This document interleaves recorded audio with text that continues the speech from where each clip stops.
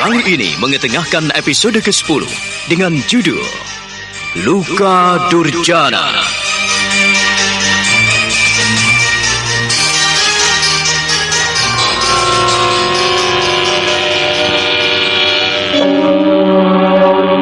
Perkelahian di atas pohon antara Aji Sukmo dan Ki Srenggi itu makin sengit. Ki Srenggi membabi buta, melompat-lompat sambil menyabetkan pedang ke sana kemari hingga banyak batang pohon yang hancur berantakan oleh tebasan pedang yang amat tajam itu. Aji Sukmo melompat-lompat gesit dan melenting di udara semakin tinggi di pohon raksasa itu. Sedangkan Kalongking yang ada di bawah pohon hanya bisa menyaksikan perkelahian itu dengan terlongong-longong. Ia sungguh kagum menyaksikan dua makhluk yang semakin cepat bergerak, saling menghindari serangan.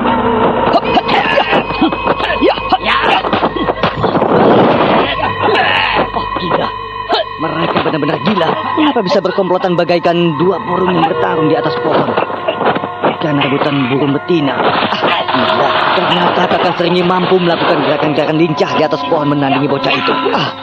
Tetapi aku ragu-ragu dengan kemampuan Kakang Srenggi. Nampaknya Aji Sukmo lebih gesit. Pemuda itu memiliki kemampuan yang luar biasa.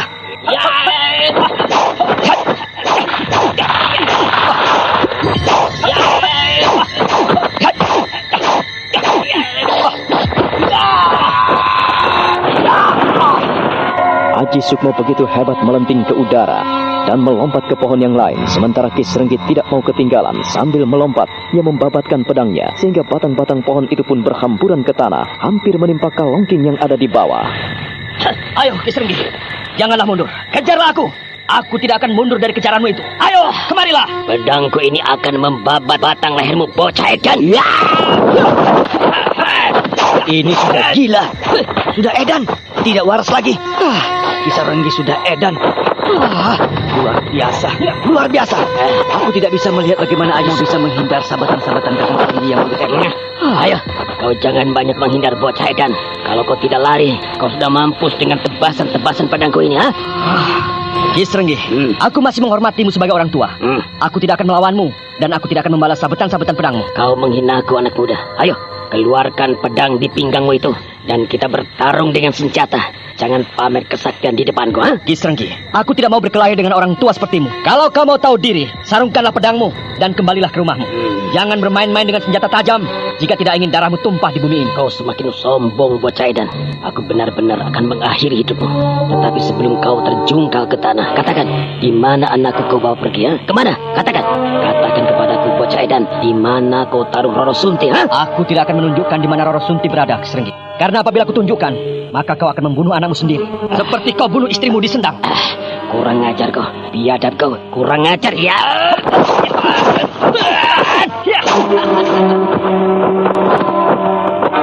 Pertarungan antara Aji Sukmo dan Ki Srenggi makin seru. Kalongking menghindar ke sana kemari karena berkali-kali ia akan kejatuhan ranting-ranting pohon yang tertebas oleh pedang Ki Srenggi yang ganas. Ia hanya bisa berjumpalitan dan menghindar ke sana kemari. Sementara itu, di Istana Mataram, Wulan merasa gelisah. Ia berjalan mondar-mandir di Wisma Kiwari. Sejak tadi kau mondar-mandir melulu, Wulan. Ada apa? Hatiku tidak enak. Entah apa, rasanya gelisah. Ada sesuatu yang tidak beres. Lalu siapa yang kau pikirkan, Wulan? Aku memikirkan Aji Sukmo, Doran. Sukmo? Bukankah ia bisa menjaga diri?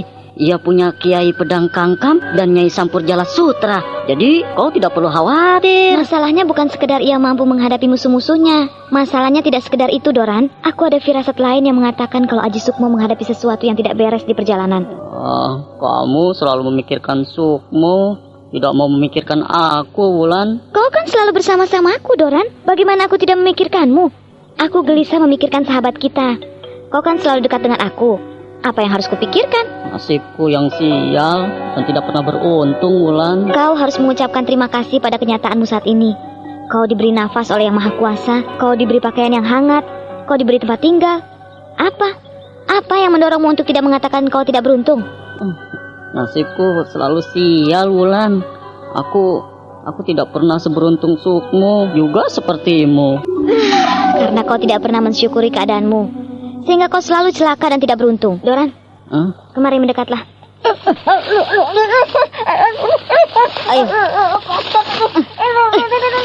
Ayo, aku tidak akan melepaskanmu. Ayo, teruslah.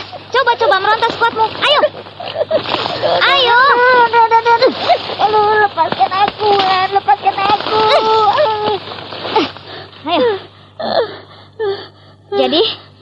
alasannya kalau kau mengatakan dirimu tidak beruntung? Kau mau membunuh aku, Wulan? Tidak. Aku hanya ingin agar kau sadar dan kau mengucapkan syukur dengan keadaan yang seperti saat ini. Kau bisa bernafas dengan lega tanpa membeli udara di sekelilingmu. Ini adalah anugerah yang besar dan luar biasa dari Yang Maha Kuasa. Dan kau masih bilang tidak beruntung? Aku kan hanya bilang keadaanku tidak semujur kalian, Wulan. Kau harus mengucapkan syukur dengan keadaanmu saat ini. Kau jangan cemburu, kau jangan iri hati. Kalau iri hati, Doran, kecemburuan dan kedengkian ada di dalam hidupmu. Kau tidak akan pernah tentram. Seperti saat ini, kau selalu cemburu dengan sahabat-sahabatmu. Kau selalu iri apabila aku memikirkan Sukmo. Jangan seperti itu. Aku ingin agar kau juga merasakan apa yang dirasakan sahabatmu yang ada di tempat jauh. Jangan terlalu memikirkan dirimu sendiri. Maafkan aku, Wulan. Aku salah ya? Masih juga bertanya. Kalau aku salah kepadamu, aku minta maaf, Wulan. Kau mau kan memaafkan aku? Ya, kau tidak bersalah kepadaku. Tetapi kau bersalah kepada dirimu sendiri. Maafkanlah dirimu sendiri. Memaafkan diriku? Iya. Menyadari kesalahan pada diri sendiri lebih berat dibandingkan kesadaran kita saat salah pada sesama kita. Kau harus menyadari hal itu. Dan saat ini, aku ingin kau memikirkan keadaan Aji Sukmo. Pikiran dan hatiku tidak tenang.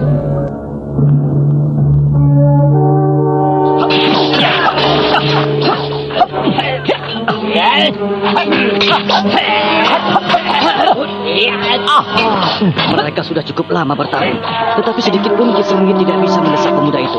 Sebaliknya tenaganya makin lemah, membabatkan pedang ke sana kemari. Aku khawatir kalau ia jatuh lagi.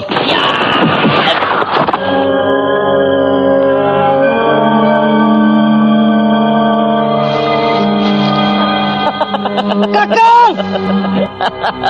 Ki Srenggi, aku tidak bermaksud mencelakakan dirimu. Ayo, bangunlah dari semak belukar itu, dan kita lanjutkan pertarungan kita sampai tenagamu habis. Kurang ajar kau.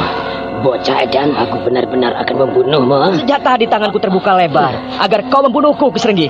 Apabila kau masih memiliki nasib baik, maka kau bisa pulang ke rumahmu dengan tenang dan damai. Tetapi apabila Yang Maha Kuasa tidak mengizinkanmu pulang dengan baik, maka kau akan menderita seumur hidup.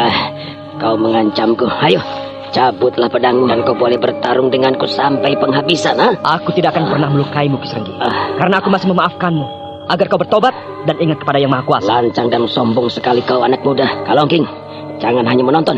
Ayo, bantu aku. Baik, Kakang. Iya, tunggu, Kalongking. Kau ingin selamat atau ingin mampus? Sombong sekali kau. Ayo, serang dia. Jangan banyak bacot. Ayo, lumpuhkan dia dan kita ringkus. Kita beguk dia. Iya, Kakang.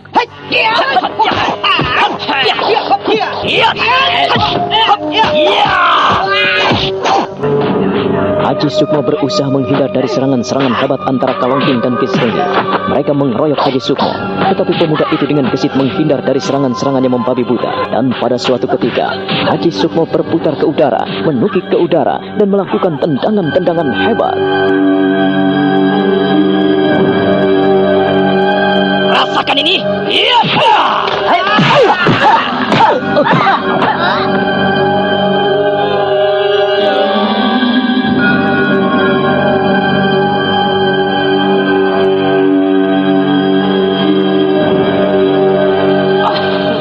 Kau menendang pelipisku, bocah kurang ajar. Bahuku ngilu sekali mendapat tendangannya. Ayolah, kalau kalian ingin selamat, mundur. Tetapi kalau kalian ingin mampus dan celaka, kalian boleh maju serentak. Ayo, rubuhkan Aji Sukmo. Atau kalian ingin segera menuju ke neraka. Kurang ajar, Kalongking. Ayo, serbu dia.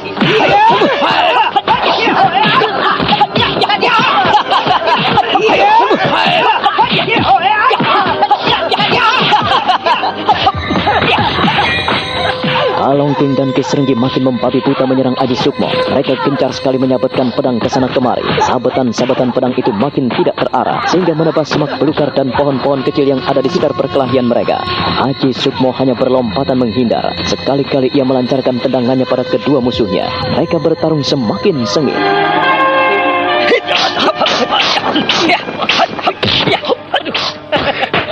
Ki Srenggi dan kau, Kalongking, kau melihat sebuah pohon yang tumbang. Dan aku tidak akan membiarkan kalian sewenang-wenang. Jika kalian tidak mau mendengarkan aku cukup menahan diri, sehingga tidak merobohkan kalian berdua. Sombong anak muda, aku belum kalah menghadapimu. Kakang, Di dalam hidupku, aku berkelahi dan bertanding. Tidak ingin mencari musuh, Ki Srenggi. Tetapi aku ingin mencari mitra. Ingin mencari saudara yang pantas untuk ku ajak berlatih. Lancang dan sombong mulutmu, bocah cilik. Iya, lebih baik aku menjadi anak kecil tapi berpikiran orang tua daripada menjadi orang tua tetapi tidak tahu di mana ia berdiri. Tidak tahu bagaimana apa yang harus dilakukannya. Anak muda, aku benar-benar akan membungkammu. Aku akan mengirimmu ke neraka. Ki Srenggi, sekali lagi ku peringatkan kepadamu. Apabila kau tidak mau mendengarkan aku, janganlah kau menyesal. Aku akan membunuhmu. Kakang, Ada apa? Diam kamu.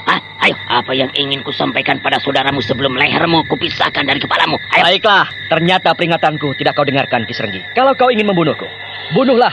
Tetapi jangan menyesal apabila senjatamu minum darahmu sendiri.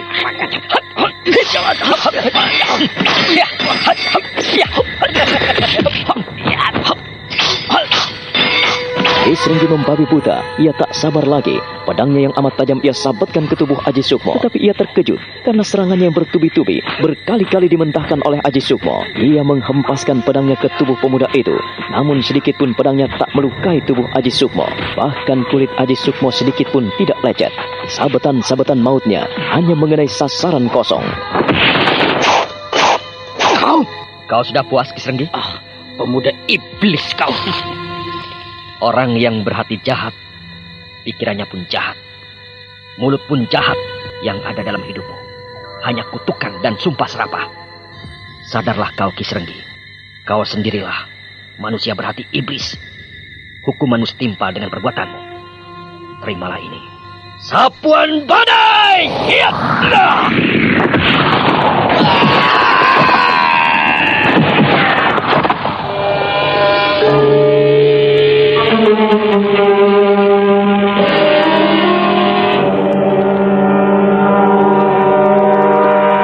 Ki Srenggi terkejut bukan main. Tiba-tiba Aji Sukmo menyodokkan tangan kanannya dan telapak tangannya terbuka lebar. Tetapi dari sana seakan-akan terlontar angin yang dahsyat menampar pahanya dan ia terpental 30 depa dari hadapan Aji Sukmo. Ia terpelanting, terjerembab ke semak belukar. Dan ia kemudian tak sadarkan diri. Kalongking pun terpelanting terserempet tenaga dahsyat pukulan sapuan badai Aji Sukmo. Dia tidak berani bangkit di balik belukar. Sampai akhirnya Aji Sukmo berdiri dengan senyuman dingin, tidak menghiraukannya lagi. Setelah Aji Sukmo menghampiri kudanya dan menjauhi tempatnya, baru ia buru-buru merangkak, kemudian lari terbirit-birit menuju ke arah Ki Srenggi jatuh. Maafkan aku, Ki Srenggi, bila aku harus memukulmu dengan sapuan badai. Ya, aku tidak tahu apa yang kau alami nanti. Tetapi itulah hukuman yang setimpal bagi orang yang serakah sepertimu. Hitam, ayo! Kita melanjutkan perjalanan. Ya, ya, ya, ya.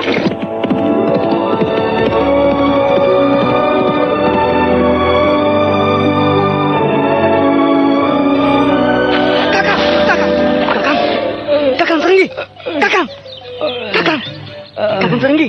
Oh, kau tidak apa-apa, Kakang? Kakang Srenggi. Kau tidak apa-apa, Kakang? Mati aku. Kakang Srenggi. Mati aku. Kau tidak apa-apa, Kakang? Bangunlah, Kakang. Bangunlah. Kau tidak apa-apa. Iya, bangun bagaimana? Bangun, Kakang. Ya, kakiku tidak bisa bergerak. Koplok. Kakang, kau... Oh, Suruh bangun. Diam kau. Kakang. Kaki kananku ada lumpuh. Kalongking. Iya. Ya, kau jangan seret. Sejak pertama aku sudah memperingatkanmu, Kakang. Kau tidak percaya. Iya, aduh, minggir kau. Minggir.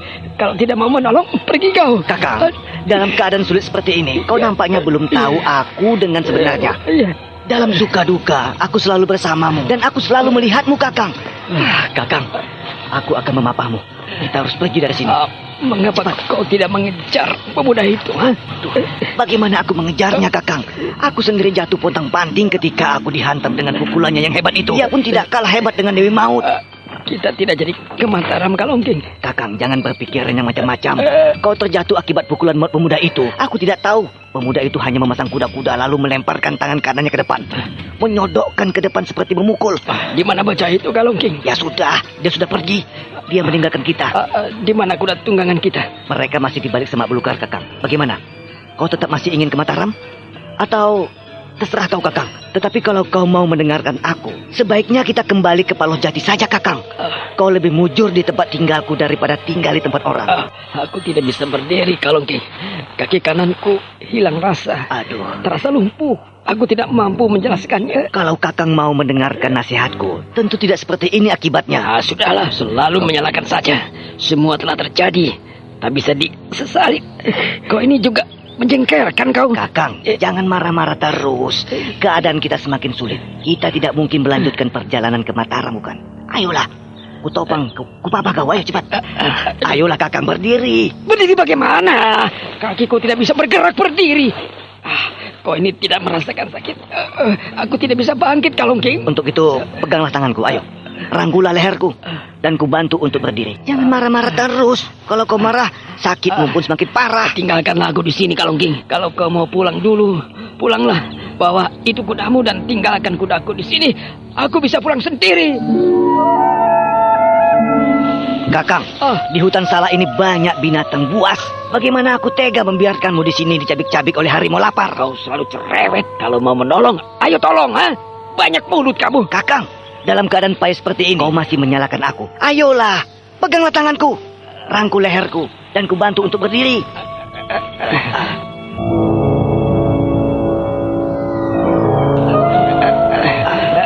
Aduh, Kakang, jangan terlalu keras. Mengapa kau seberat ini? Aku tidak mampu mengangkatmu, Kakang.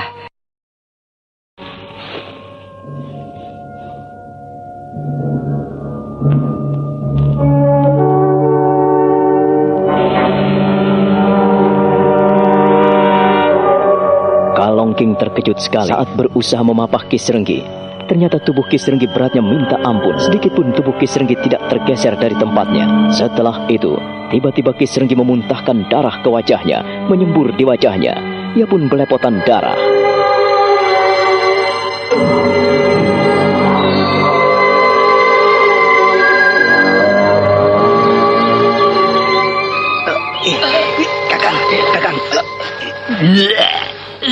Kakang. Kakang, bagaimana ini? Kok muntah darah, Kakang? Wajahku jadi belepotan darah. Bagaimana ini, Kakang? Kakiku, dadaku. Kakang, apa yang harus aku lakukan untukmu? Dadaku susah. Kakiku mati. Lalu bagaimana dengan kaki kirimu, Kakang? Masih baik. Tapi Kakang, kau muntah darah seperti ini. Oh, Kakang, aku tidak tahu apa yang harus kulakukan kepadamu. Luka dalammu kambuh lagi, Kakang. Kaki kirimu masih bisa bergerak, Kakang. Gerakkanlah lagi, Kakang. Masih untung kaki kirimu tidak lumpuh juga, Kakang. Ya masih untung. Dasar goblok kamu. Kaki lumpuh masih dibilang untung. Kau ini bagaimana? Bikin aku marah saja. Sekarang aku tidak bisa berbuat apa-apa. Kalau mati aku mati. Kau jangan mati dulu, Kakang. Kalau kau mati di sini, nanti mayatmu akan dimakan binatang buas. Ayolah, lepaskan semua ilmumu, Kakang. Biar aku mampu mengangkatmu. Kalau kau masih menggunakan ilmumu ini, aku tidak bisa menggendongmu. Ilmu apa? Aku tidak punya ilmu apa-apa. Jika aku punya ilmu, kenapa aku bisa lumpuh dan aku bisa muntah darah seperti ini? Sudahlah. Jangan bicara. Tapi ku minta sekali lagi, lepaskanlah ilmu wedungmu. Kalau tidak, kau lepaskan ilmumu, aku tidak akan mampu memapamu, Kakang. Biarkan aku tidur sebentar, Kalongking. Aku tidak kuat. Tolong, tunggulah barang sejenak di sini. Aku tak kuat, Kalongking. Aku tak kuat bila harus begini. Aduh, Kalongking. Kalongking. Biarkan aku tidur sebentar dan kau tunggu di sini ya. Iya. Aku akan menungguimu, Kakang. Tapi kau jangan mati di sini. Aku tidak bisa berbuat apa-apa, Kalongking. Aku harus tidur dulu agar bisa mendapatkan tenaga lagi. Iya. Mati aku, Kalongking. Mati aku. Baiklah, Kakang. Kau memang perlu banyak istirahat. Kalau kau memaksakan diri, kau bisa mampus. Ki Srenggi benar-benar tak berdaya. Ia merebahkan diri dan melemaskan seluruh otot dan sendinya. Kalongking duduk di sebelahnya sambil menyeka darah yang membelepoti wajahnya. Ki Srenggi mengatur napasnya sambil memejamkan mata. Seluruh tubuhnya nampak pucat bagaikan mayat tanpa darah. Dada dan perutnya nampak kembang kempis. Pakaiannya koyak-koyak dan belepotan darahnya sendiri yang terus-menerus keluar dari mulutnya. Aji Sukmo berkuda seharian penuh tanpa henti.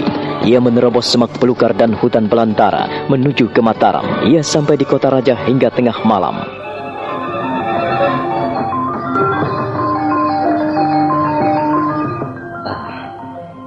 Di Baluarti ada wayang. Iya, ayahmu yang mendalang. Mengapa kau tidak menonton? Aku menunggu kedatanganmu. Kenapa sampai tengah malam seperti ini? Ada apa, Sukmo? Kau merahasiakan sesuatu dariku? Siapa lagi kalau bukan Ki Srenggi? Apa? Kau dicegat Ki Srenggi? Atau... Iya, aku dicegat penjahat itu. Lalu apa yang terjadi? Aku harus memberikan pelajaran buatnya. Sudahlah, aku bisa mengatasi dia. Lalu, di mana Doran? Dia nonton pagelaran ayahmu. Tadi paman berpesan, kalau kau sudah sampai, jika tidak capek, kau boleh pergi ke Siti Inggil, melihat pagelaran wayang. Iya, dari jauh aku mendengarkan gamelannya. Oh ya, apa lakon yang dipagelarkan ayah? Kata paman, Puntodewo dadi ratu. Maksudmu Puntodewo dadi ratu? Puntodewo jadi raja. Ya, ceritanya bagus sekali. Kalau kau tidak lelah, kita bisa sama-sama ke sana. Hah? Ada apa, Sukmo? Kau selalu menyembunyikan sesuatu. Tidak ada apa-apa. Ayolah, kalau kau memang ingin nonton bagaimana kemahiran ayahku memainkan wayang, mari kita nonton.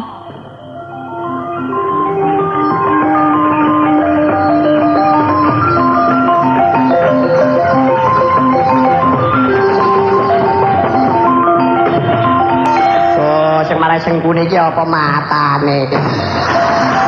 Wah, ayahmu luar biasa memainkan dua boneka nampak bergerak seperti hidup. Mereka bagaikan dua pahlawan yang saling mengadu kekuatan. Itu Wanoroseto melawan Werkudara. Wanoroseto? Bukankah Kiai Anoman? Werkudara, kalau menurut silsilah dalam keluarga Pendowo, bukankah Werkudara itu adalah adik Anoman? Iya, Werkudara selalu tidak puas. Jika sedang bekerja keras, ia tidak mau dibantu oleh siapapun. Walaupun sebetulnya ia membutuhkan bantuan, yaitu bantuan kakaknya, Kiai Anoman atau Wanoroseto.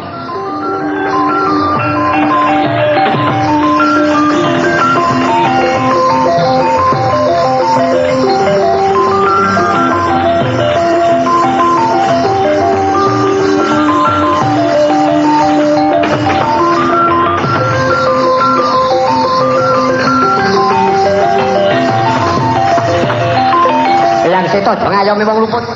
Luar biasa. Hebat. Ayahmu memang luar biasa. Aku sendiri tidak menyadari kalau ayahku pintar memainkan boneka-boneka wayang. Kukira hanya kakak yang bisa memainkan boneka wayang itu. Kau sendiri bagaimana? Aku suka pada wayang, terutama pada tokoh Gatot Koco dan Janoko. Gatot Koco dan Janoko? Iya. Tokoh-tokoh yang luar biasa. Iya. Itulah yang menjadi kesukaanku. Kedua tokoh pewayangan itu benar-benar ksatria sejati. Gatot Koco mempunyai julukan otot kawat balung besi. Bisa mabur tanpa swiwi. Bisa melompat tanpa sotang. Sedangkan Janoko, dia adalah ksatria sejati yang tidak bisa tergoda apabila sedang berlaku berata. Tetapi ia tidak sungkan-sungkan mengungkapkan isi hatinya pada perempuan yang disukainya. Kalau kau persis seperti Janoko, suka mengungkapkan isi hatimu pada gadis yang kau cintai? Barangkali. Kok barangkali?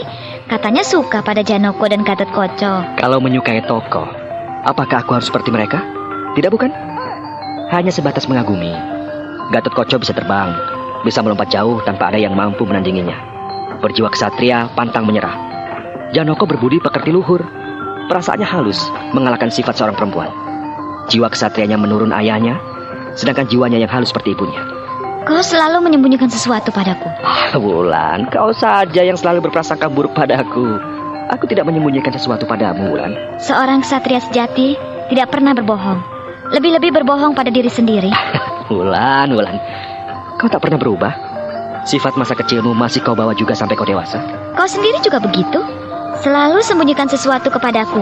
Sejak kecil sampai sekarang. Sama. Aku ingin tahu bagaimana berita kekasihmu. Apa, Wulan? Kau bilang mau pergi ke Tratak ingin menengok kekasih hatimu. Bagaimana keadaannya? Bagaimana keadaannya, Sukmo? Kau ini mendengarkan pertanyaanku atau tidak? Apa tadi pertanyaanmu? Enggak. Wulan. Wulan jengkel sekali dan ia pura-pura ngambek, memalingkan wajah dari Sukmo sambil menahan senyumnya. Sukmo tertawa panjang dan kembali ia memandang perkelahian antara Werkudara dan Wanaraseto. Kedua saudara kakak beradik itu bertarung karena Werkudara tidak mau dibantu saat babat alas menyingkirkan jin Prayangan dan istana Gendruwo. Ia jengkel pada Anoman sang Wanaraseto yang dianggap mengganggu serta mencampuri urusan pribadinya.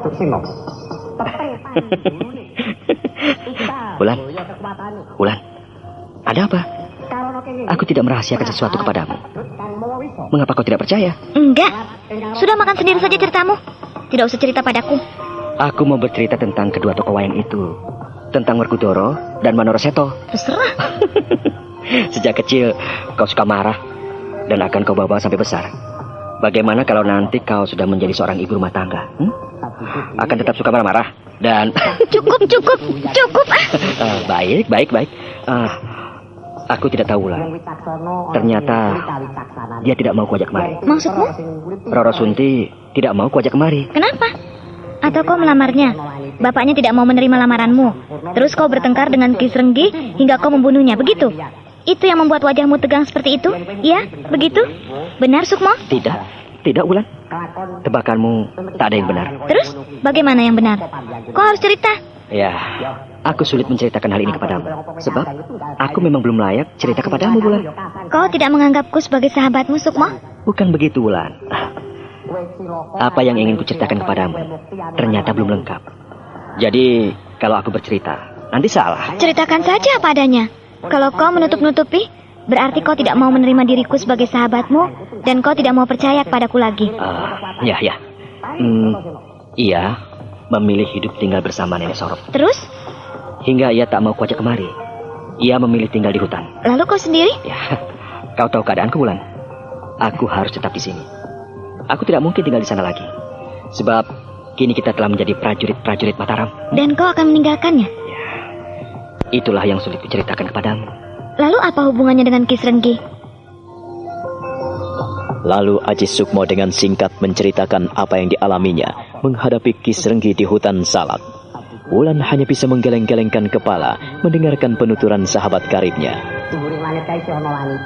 Kau sebetulnya tidak perlu meladeni orang macam Ki Srenggi. Aku terpaksa meladeninya, Wulan, karena ia akan pergi ke Mataram.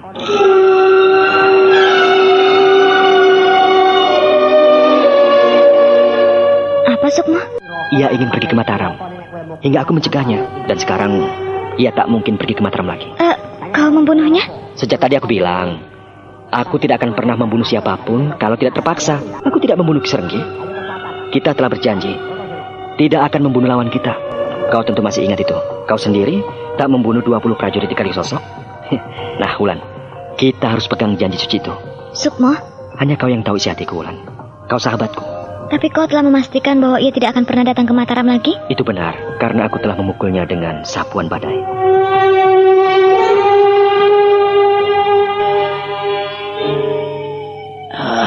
Kalongging. Kalongging. Iya. Aku haus. Kakang, ini sudah larut malam. Dari mana aku harus mencari air? Tolong kau pancung batang pohon. Kau runcingi dan bawalah kemari. Kau haus sekali, Kakang. Kau tidak bisa menahannya. Aku tak mungkin menahannya, Kalongging. Aku haus sekali.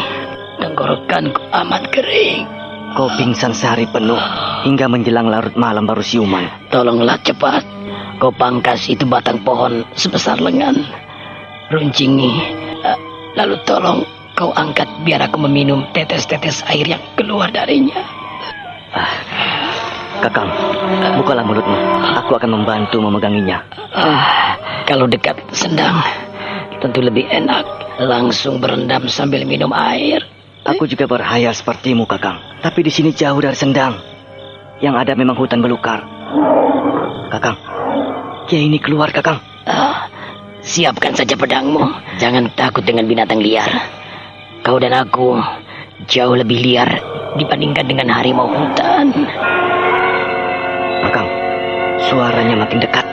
Binatang liar seperti harimau masih bisa dijinakkan, Kalongking. Dia lebih buas dari kancil dan kijang.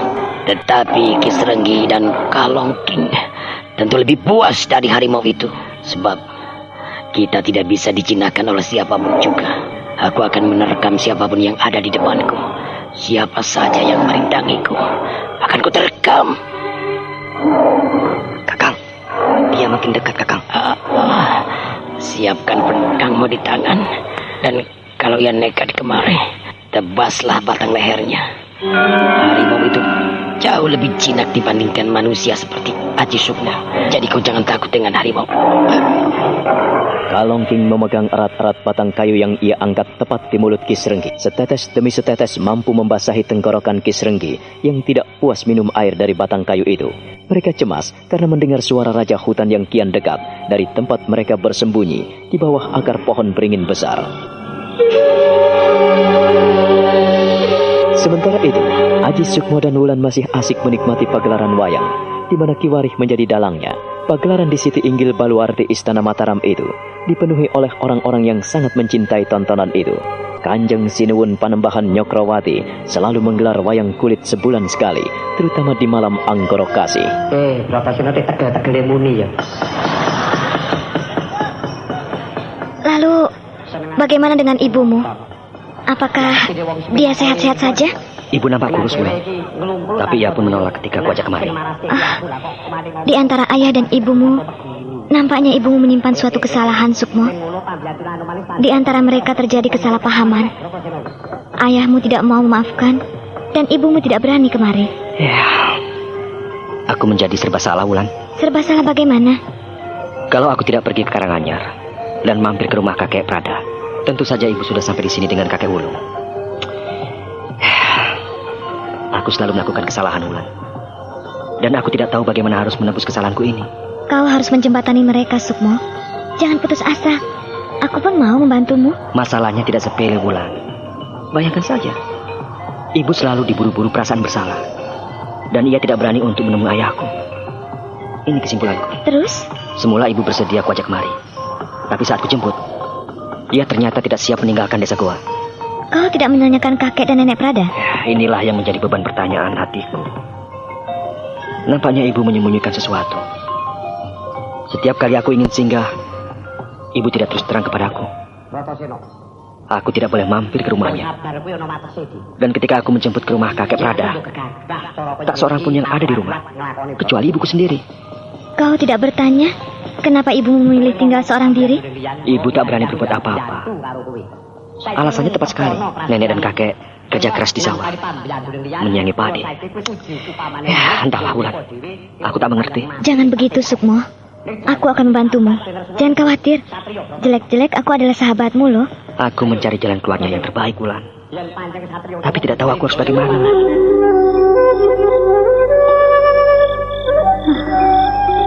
Andaikan aku ikut anakku, masalahnya akan makin panjang, Bo.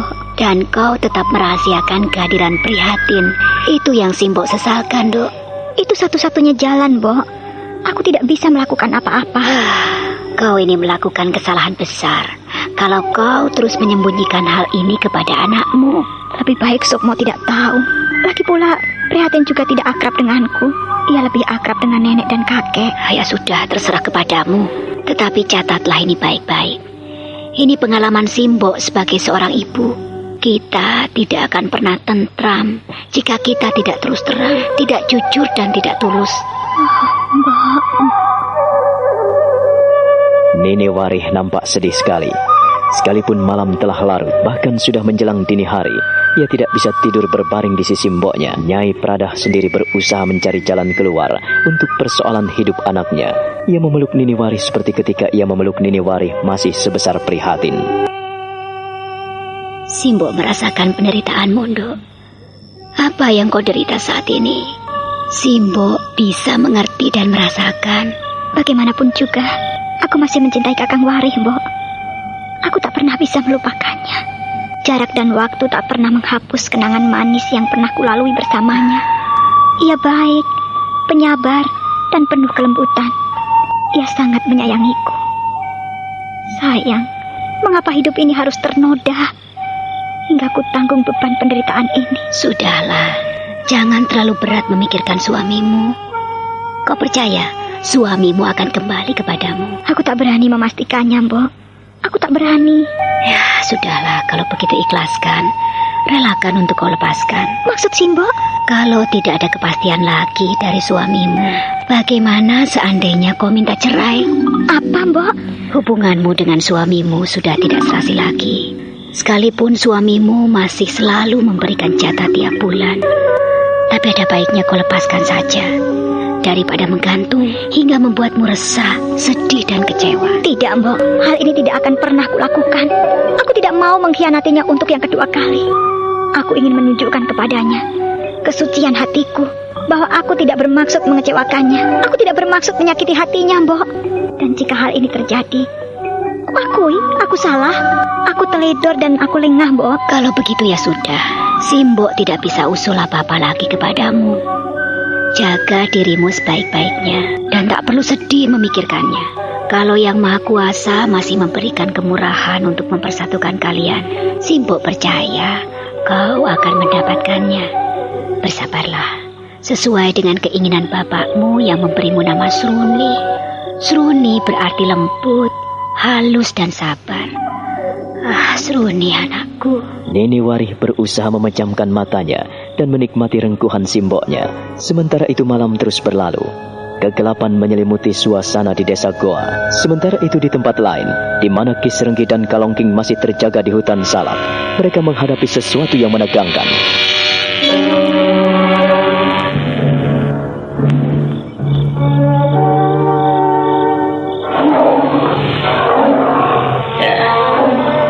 Kita harus pergi dari sini. Kita harus pergi, Kalongking. Bagaimana kita harus pergi, Kakang? Kuda kita di balik kerumbul itu nampaknya didekati oleh seekor harimau. Kita tidak mungkin berlari, kecuali bunuh diri. Apakah kau tidak berani melawan seekor harimau? Aku berani, Kakang. Tetapi aku khawatir apabila perhatian harimau itu beralih pada kita, sehingga harimau itu tidak mendekati kuda kita. Tapi harimau itu mendekati kita dan ia menerkam kita. Lakukan sesuatu, Kalongking. Baik, Kakang.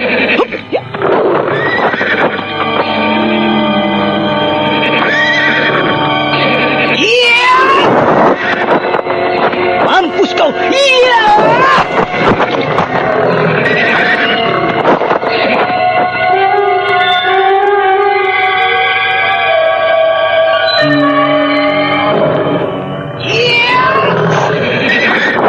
Mampus kau! Iya!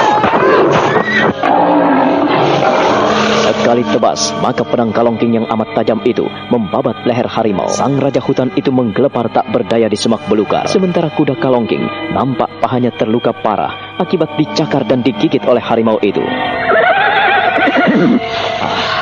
Kau terluka, kudaku. Baiklah, Srimpi. Kita harus pergi dari sini. Kakang, ayolah kita pergi dari sini, Kakang. Kalau kita tidak ingin mati, ayo. Ayolah, naik kuda. Kubantu. Kupapah kau. Tapi Srimpi tidak bisa kita naiki. Kita naik sebelang saja. Mengapa tidak bisa? Kaki belakang Srimpi terluka parah oleh cakaran dan gigitan harimau, Kakang. Jadi, ia tidak bisa kita tunggangi. Kita menunggang belang saja. Ayo, Kakang, jangan sia-siakan waktu. Peganglah tanganku. Ayo naik. Ayo, Srimpi. Kau ikut di belakang kami. Belang. Ayo, jalan. Hiya, hiya, hiya!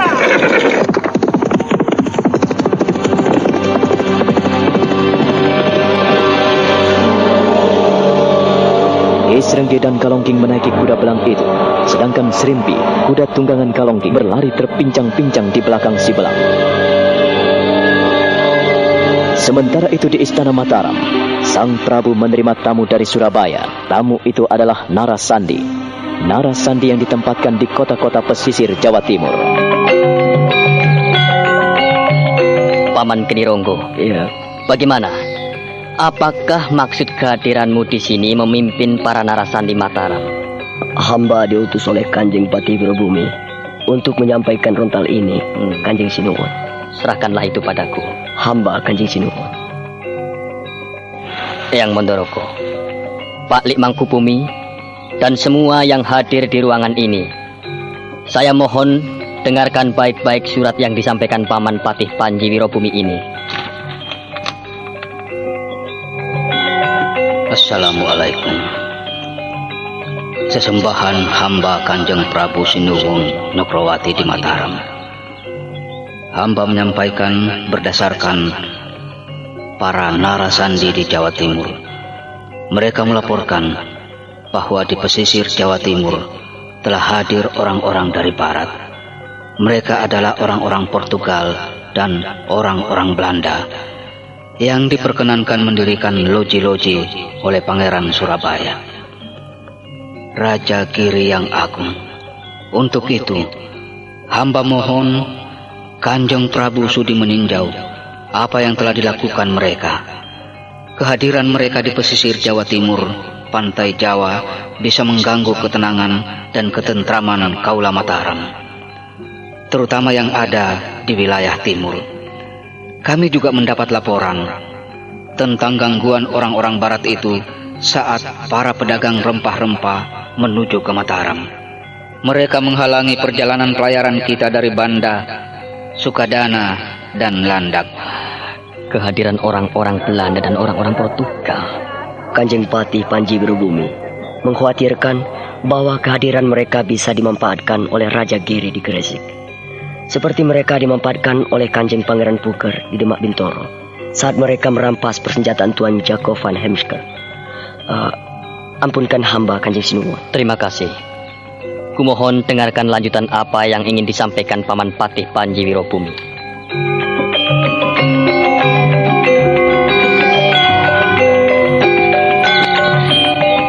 Kami semua telah menyelidiki bahwa orang-orang Portugal dan orang-orang Belanda yang ada di pantai Jawa Timur, terutama di pantai Surabaya, mereka memiliki banyak persenjataan Kanjeng Sinuwun, meriam, dan senjata api lainnya yang dipergunakan oleh Kanjeng Pangeran Puger dulu waktu memberontak Mataram. Kita harus lebih waspada terhadap orang-orang asing yang memasuki wilayah kita. Kecuali Kanjeng Sinuwun memiliki kebijaksanaan lain terhadap mereka. Kami hanya khawatir, Kanjeng Sinuwun, bahwasanya mereka akan menghasut pemerintah Surabaya, terutama Raja Giri yang Agung yang selama ini kita hormati. Namun kami tidak mengerti mengapa Raja Giri yang Agung menerima kehadiran mereka. Bahkan kami mengetahui orang-orang Portugal dan orang-orang Belanda mempersembahkan senjata api kepada Raja Giri yang Agung. Demikian sedikit laporan hamba tentang penelitian narasandi dari pantai timur, Kanjeng Sinuwun. Wassalamualaikum warahmatullahi wabarakatuh. Kita harus mengambil suatu tindakan yang tegas, Paman Kedhironggo. Hamba Kanjeng Sinuwun. Hamba mohon Paman Patih Kedhironggo sudi segera kembali menemui Paman Patih Panji Wirobumi. Lalu tingkatkan kewaspadaan di Jawa Timur dan kirimkan prajurit-prajurit ke Surabaya. Dan jangan sampai kehadiran kalian nanti diketahui Raja Giri yang Agung sesembahan kami. Raja Giri yang Agung selama ini kita hormati. Apabila tidak mengindahkan kesejahteraan bersama, maka Mataram harus bertindak. Hamba Kanjeng Sinuwun, hamba tidak akan banyak membuang waktu. Saat ini juga, hamba akan kembali ke Surabaya. Hati-hati Paman Patih. Apabila terjadi sesuatu, segera laporkan dan kita akan mengambil tindakan yang tegas. Mataram tidak akan berdiam diri apabila dilecehkan begitu saja. Siapa yang mengancam ketentraman Mataram, dia pantas dipenggal kepalanya. Raden Mas Jolang Sang Prabu nampak murka setelah menggulung rontal yang dikirimkan Patih Panji Wirobumi dan menaruh di atas tanggi di meja sebelah kirinya. Maka ia bangkit memandang semua yang hadir di ruang pribadinya. Patih Kedhironggo memberikan hormat sampai 3 kali. Demikian pula yang lain memberikan perhatian penuh pada penguasa Mataram itu.